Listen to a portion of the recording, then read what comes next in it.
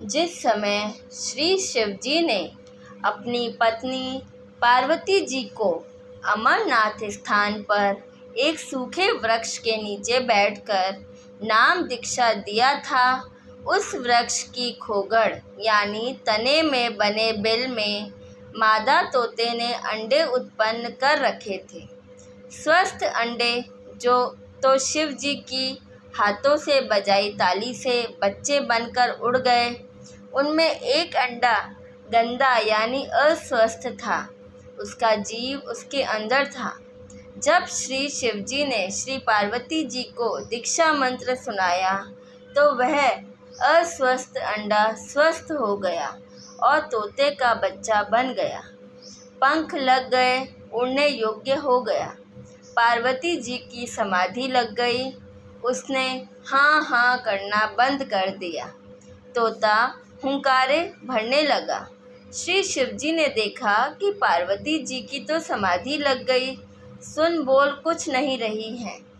हुंकारों की आवाज़ किसकी है? देखा तो वृक्ष के तने के खोगड़ में तोता बोल रहा है। श्री शिवजी ने उसे मारना चाहा तो तोता उड़ गया। पीछे पीछे श्री शिवजी सिद्धि से उड़कर मारने चले। ऋषि वेदव्यास जी की पत्नी ने जम्भाई ली। मुंह खोला तो तोते के शरीर को त्याग कर जीव व्यास की पत्नी के गर्भ में मुख से प्रवेश कर गया। श्री शिवजी ने व्यास की पत्नी से कहा कि मेरा ज्ञान चुराकर जीव तोते के शरीर को त्याग कर आपके गर्भ में चला गया है। यह मेरा चोर है, इसे मारूंगा। उसी समय ऋषि वेदव्यास जी भी आ गए थे, सब बातें सुन रहे थे। व्यास जी ने पूछा, हे भगवान, कौन कैसा चोर? श्री शिवजी ने बताया कि मैं पार्वती जी को दीक्षा दे रहा था, अंदर के कमलों का भेद बता रहा था, तो इस तोते ने सुन लिया। यह किसी अनाधिकारी को मंत्र बता देगा तो वह अमर होकर जनता को पीड़ा देगा। यह अमर हो गया, मैं इस जीव को मारूंगा। व्यास जी बोले, हे शिवजी भगवान, जब यह अमर हो गया तो आप मारोगे कैसे? यह बात सुनकर श्री शंकर जी पार्वती जी के पास लौट गए। पार्वती जी को सब बातें बताई। श्री वेदव्यास जी ने अपनी दिव्य दृष्टि से देखा तो पता चला कि पत्नी के गर्भ में पुत्र है। 12 वर्ष के पश्चात पुत्र उत्पन्न हुआ। माता कहती थी कि पुत्र का नाम सुखदेव रखना है।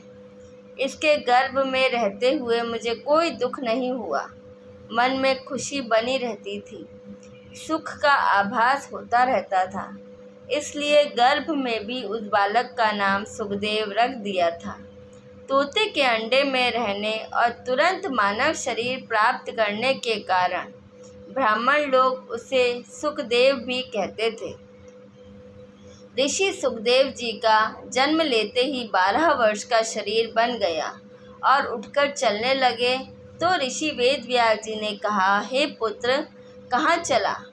सुखदेव जी अपने माता पिता की ओर पीठ करके बोले, आपका और मेरा इतना ही संग है, इतना ही संस्कार है। ऋषि व्यास जी ने कहा, हे पुत्र सुखदेव, हमने तेरे जन्म लेने की 12 वर्ष प्रतीक्षा की और आज आप छोड़कर जा रहे हो, एक बार मुख तो दिखा दो।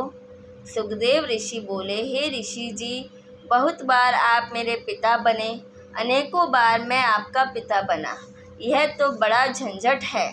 मैं भक्ति करके जन्म मरण से मुक्ति करवाऊंगा।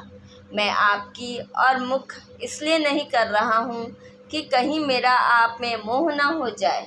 यह कहकर संत गरीबदास जी ने वाणी द्वारा बताया है कि एक लेवा एक देवा दूतम, कोई किसी का पिता न पूतम। ऋण संबंध जुड़े एक ठाटा, अंत समय सब 12 बाटा। सुखदेव जी ने कहा कि जो परिवार के सदस्य बेटा पिता आदि आदि नातों में हैं, वे सब पूर्व जन्मों का ऋण लेने या देने के लिए जुड़े हैं। वास्तव में कोई किसी का पिता पुत्र नहीं है। मृत्यु के उपरांत सब अपने अपने संस्कारवश भिन्न स्थानों पर जाकर अन्य शरीर धारण कर लेते हैं। इसलिए कोई किसी का पिता पुत्र नहीं है। हम पहले की कथा में जान चुके हैं कि किसान के पुत्र, जिसमें बड़े भाई ने छोटे मौसी के पुत्र को 8 एकड़ जमीन के लालच में मरवाया, तो वही जीव उसका पुत्र बनकर अपना ऋण लेने जन्मा और अपना हिसाब चुकता करके मर गया।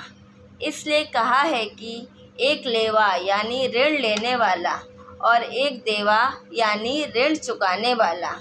दूतम, कोई काहू का पिता न पूतम। ऋण संबंध जुड़ा एक ठाठा यानी परिवार रूप में ठाठ से रहते दिखाई देते हैं। अचानक मृत्यु हो जाती है। अंत समय में 12 बाटा यानी मृत्यु के पश्चात कोई कहीं और जन्म लेगा, यानी 12 बाट 12 रास्ते पर चलेंगे। इतनी वार्ता पिता से करके सुखदेव आकाश में उड़कर अन्य स्थान पर चले गए। इसीलिए परमात्मा कहते हैं, भक्ति करो और जीव का कल्याण करवाओ। केवल परिवार के चिपक कर अपना जीवन नष्ट ना करो। परमात्मा की भक्ति से ऋण भी सरलता से उतर जाएगा। सत साहिब।